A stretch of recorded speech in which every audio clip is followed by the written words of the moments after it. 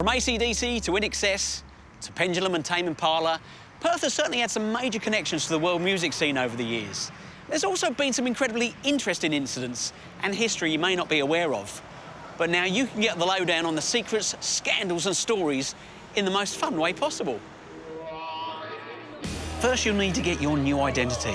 I've gotten a group of mates together, and tonight we're boarding this bus for a hidden music tour of Perth with hidden deTours owner Monique and singing tour guide Randa. Monique's been running tours for 3 years and has a few stops for us tonight. And Randa's going to be taking us back to yesteryear with a few tunes along the way.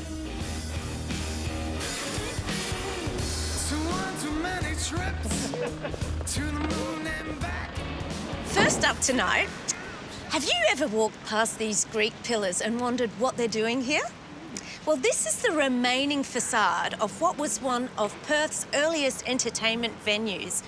It was called St George's Hall, and it was built in 1879 and lasted over 100 years. The kind of popular music that you would have heard here was music hall, something that goes a little bit like this. I got married to the widow next door. She's been married 7 times before. Everyone was an Henry. I'm Henry the 8th, I am. And next up, Monique's gonna take us to a scandalous destination. Come on, guys.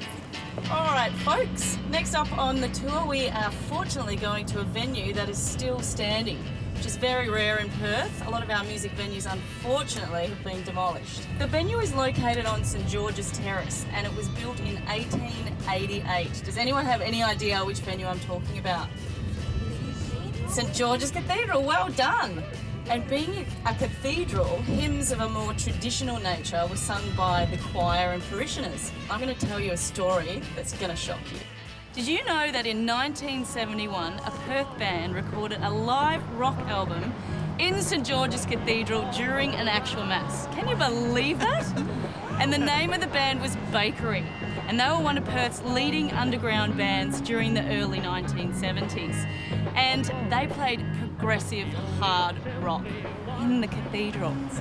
And the name of the album was Rock Mass for Love, and it was a really big deal. Even the Dean of Perth was here. There was an outside broadcast with a local TV channel. People came in from over east. Nothing like this had ever happened before in Australia. And thousands of people would come. They loved the idea of this updated style church music.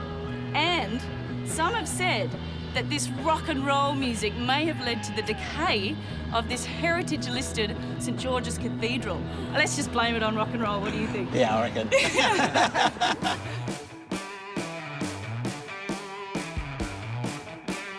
And now for our final stop. It's number 10 William Street. Now, I want you to look at the top of it and imagine that back in 1929, there used to be a massive 40-foot illuminated sign saying Capitol Theatre. It was one of the most elaborative, decorated venues with this ornate stencil Art Nouveau work on all the walls. By the 1960s, it became much more well-known as a music venue in Perth, and we had the likes of Bob Dylan, Roy Orbison, the Rolling Stones, Normie Rowe, the Seekers, and our very own Johnny Young played here, in fact. And one of the songs you would have heard back then was this song called Shaking All Over. It goes like this. Yeah, you got it. Quivers down my backbone. I get the shakes in my knee bones. I get a trembling in my side bone. Shaking all over. Thanks so much, Randa. Now, this really is a great way to see a lot more about Perth's amazing musical history.